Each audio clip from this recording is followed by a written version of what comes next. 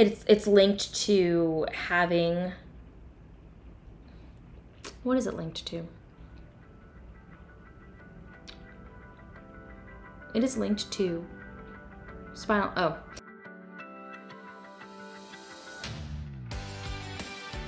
Welcome back to my channel.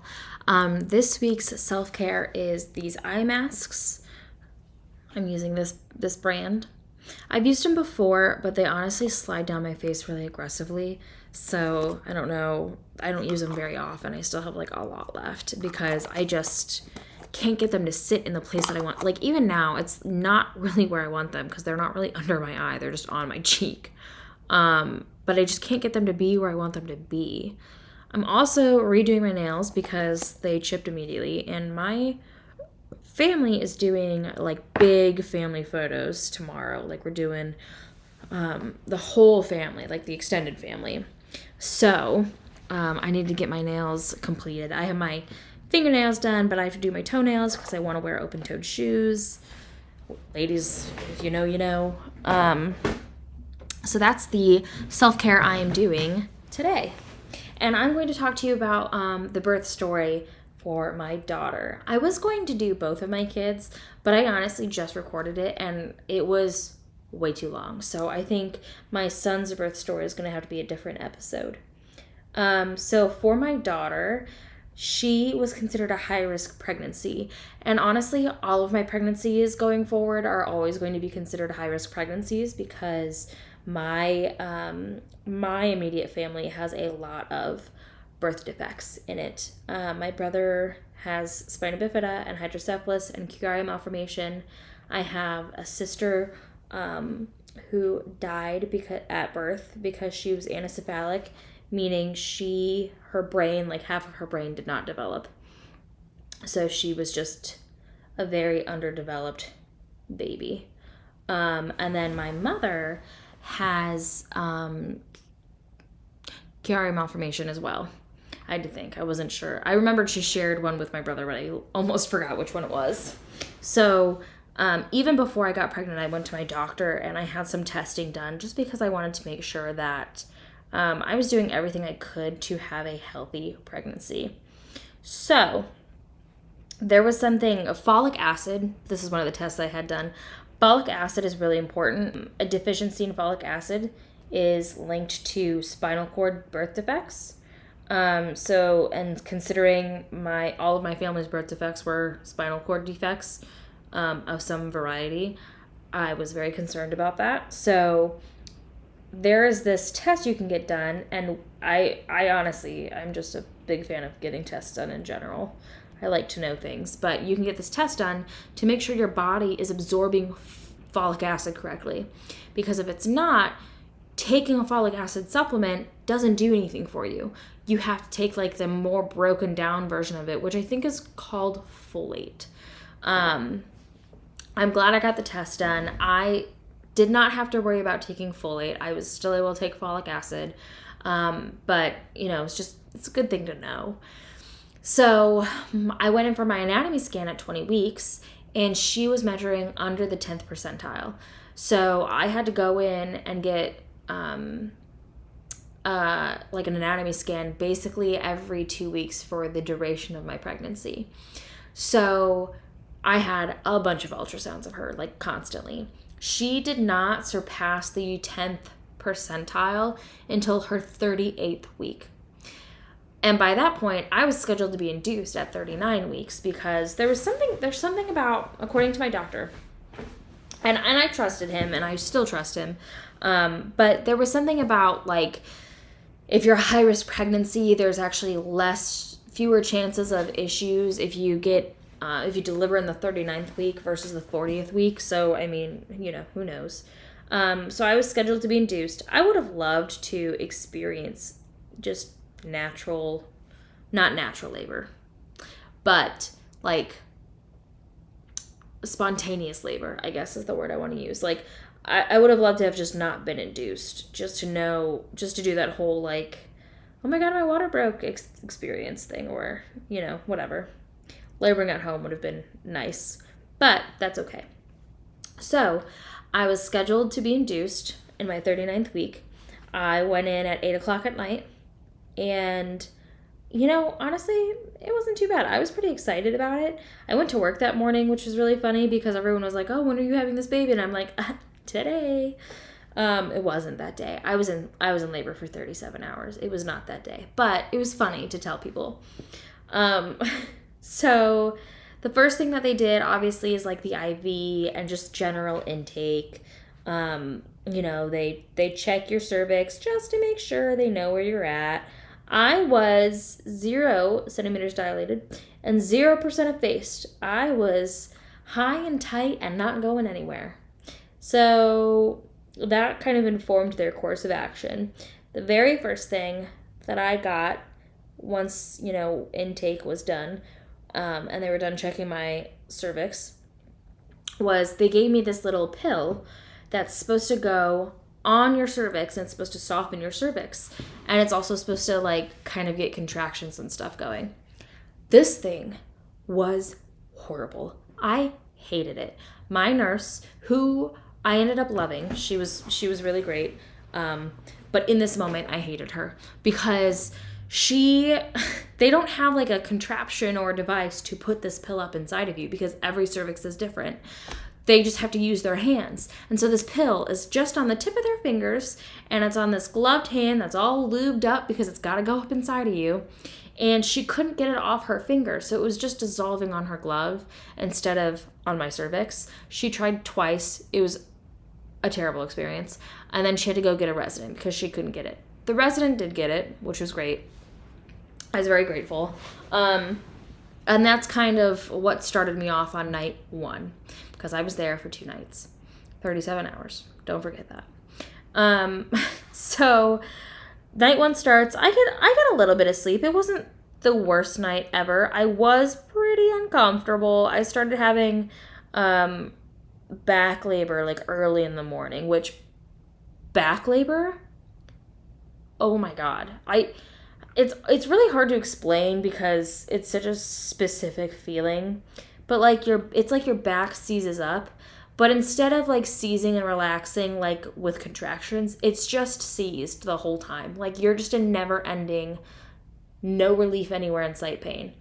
So that was terrible.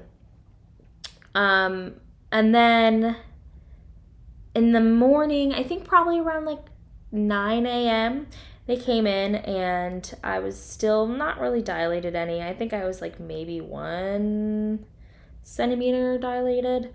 So they decided to do the Foley catheter balloon, which if you don't know what that is, it's a catheter that goes up inside your cervix.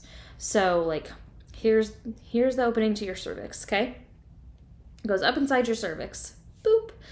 And then they inflate a balloon and it sits on your cervix. It's like lightly weighted. It sits on your cervix and it literally physically forces your cervix to open up. It hurt a lot to get put in. I was not a fan of its placement. It was not pleasant. But more than that, almost, I think I was just very anxious having it in anyway, because in my brain, like you have to, so you're getting pumped full of IV fluids like nonstop. And so you have to pee like every 20 minutes. And you have to get up and you have to unhook your finger from the heart monitor and you have to unhook your belly from the baby heart monitor. And then you have to like waddle to the bathroom with your little IV, like whatever cart thing. And I, in my brain, was like, oh my God, I'm going to rip this out of me. I was so convinced that I was going to like sit weird and it was just going to get ripped right out of me and it was going to cause some sort of horrible, horrific trauma. That is not like, that doesn't happen, I think, to normal people. But that was just one of those things where it's like, this is such a unrealistic, random anxiety of mine that is like really, it's really giving me anxiety. I had the Foley balloon in for 6 hours and I was in a lot of pain. And eventually they just ended up deflating it and taking it out manually because it really wasn't, it's supposed to fall out. It's supposed to come out pretty easily. They're supposed to be able to just do like a boop boop and it just kind of plops out at you because you're dilated. And that's not necessarily the case for me. So they just decided, like 6 hours is plenty. And then they put me on Pitocin.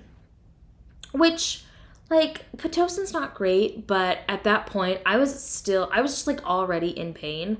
And so Pitocin didn't really make it any worse. I was just, at least not to my recollection, it just continued the pain that I was already having.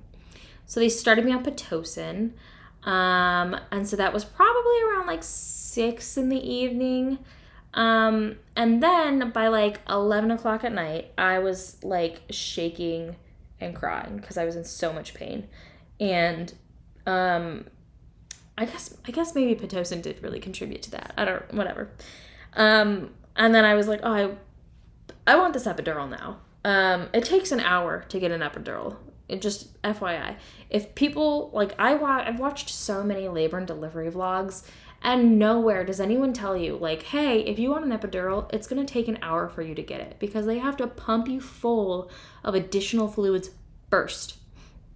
And it takes a while. They can't just, like, whoosh it into you. It's like, it's just gotta go. It also makes you, it can make you nauseous when they first start pumping it into you. So there was a moment there where I thought I was gonna throw up. So I'm like shaking, crying, and also like holding onto a bag for dear life because I thought I was gonna vomit. And then, also no one explains, at least it was not explained to me from all the vlogs I've seen. The way I understood it is that you only got one shot at the epidural. Like, people always say you want to wait as long as you can to get the epidural. And I thought it was because you only get one epidural. And so you want to make sure you time it right so that it lasts for your labor and delivery. That is not true. People say that out of, like, personal preference. Like, you want to wait as long as you can to get your epidural because they have personal preferences to do that. No. You can get it whenever you want. I mean, it might vary by hospital policy, but you can get it whenever you want. So I get my epidural. Actually, no. My anesthesiologist comes in. He gives you, like, a little tester shot to see how you're going to react to the epidural. After my tester shot, I do get some relief, but he gets called into an emergency C-section. So then I'm just sitting there waiting for this C-section to be done in order to get the rest of my epidural. So at least I have some, like, relief, but my goodness, I mean, it would have been nice to just have the epidural be done and then be able to, like, lay down and get some sleep. Because at this point, we're rolling into night 2. I finally get my epidural, and I get a couple hours of sleep. I think I sleep for, like, 2 hours. And then I wake up at 3 o'clock in the morning, and I talk to my nurse, and I say, hey, I feel like I have to pee. Which is odd, because when you get an epidural, you get a catheter. I can't remember what the, like, correct term for it is, but you get a catheter that just stays in you the whole time. And then you basically pee into a bag. Which is great because it cuts down on the, like, there's no bathroom trips. You're not going anywhere. You're just in bed. So it's a great time to just sleep. Except for I couldn't sleep because I felt like I had to pee. And it wasn't like I kind of feel like I kind of need to pee. It was like my bladder feels so full, I'm in pain. Like, I feel like I have to relieve myself right now, but I physically can't. So my nurse was like, that's weird. So she replaces the catheter, thinking maybe it's just not doing what it needs to be doing. And I, probably like a half hour or so goes by, and I'm like, hey, I still feel like I really need to pee. I can't sleep. I'm so uncomfortable. And then she goes, that's really weird. I'm going to straight cath you, which is, instead of having the catheter that's, like, attached to the bag and you're just continuously peeing into it, it's a catheter that they put in, and then they take, like, a syringe and they suck the pee out of you, and then they take the catheter out. So it's like it's a every so often thing that they have to do. So she does that because she's thinking, like, maybe it's just not working. Maybe we just, for some reason, have to straight cath you in order to relieve you. Let's make sure there's absolutely nothing in your bladder. There was nothing in my bladder. Some more time goes by. Over the course, it took like 3 hours for this to be sorted out. Eventually, she's just like, I think you're just not feeling the full effects of your epidural anymore, and you're clearly not numb enough, and we're just going to give you another epidural. And I was like, amen. I'm exhausted. I need to sleep. Please give me another epidural. I would love another epidural. which for anyone who doesn't know, it's literally just like something that it's an IV in your back, essentially. So I didn't know it did that. Okay. It's an IV in your back. That's so random. It's an IV in your back. And so they just like hang another IV bag, basically, of epidural. So I get another one. I go to sleep at 6 a.m. I wake up sometime around like 9. My husband is hilariously watching Avengers Endgame.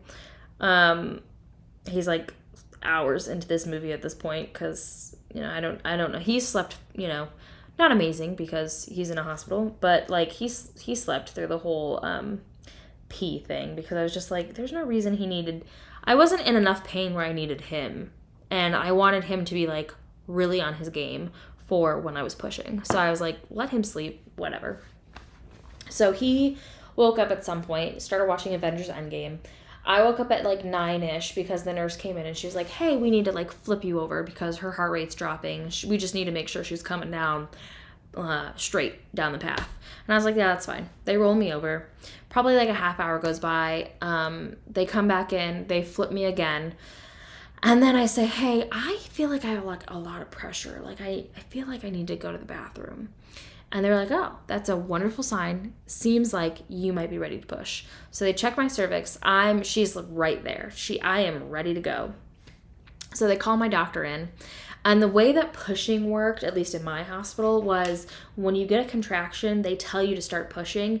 And you like push for 10 seconds. And then you breathe, and then you push for 10 seconds, and then you breathe. Like, it's literally just like push, hold. Push. Anyway. And it's like a set. It's like a batch of them. So you do like 3 pushes per contraction. And then in between contractions is when you take a break and kind of breathe and kind of get yourself reoriented into whatever it is that you need. So we do that. I only pushed for 29 minutes. Which for a first time mom is really impressive. I'm so lucky and grateful. And that's not the norm that I thought was going to happen. So I was very surprised, which I mean, happily surprised. I had a 2nd-degree tear. I think I only got like 6 stitches. I don't know what the norm is for that. Honestly, at that point, information was just like, because I like was holding my baby. You know, they take the baby away to do the baby stuff. They do the fundal massage. The baby comes back.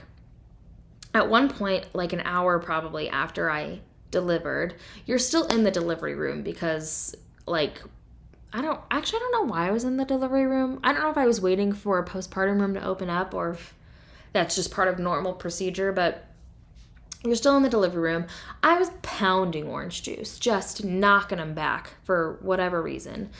And a nurse came in and she was like, hey, your epidural has not worn off. We need to straight cath you again because it's been so many hours and you've had a ton of orange juice. And so we need to make sure your bladder is in okay condition.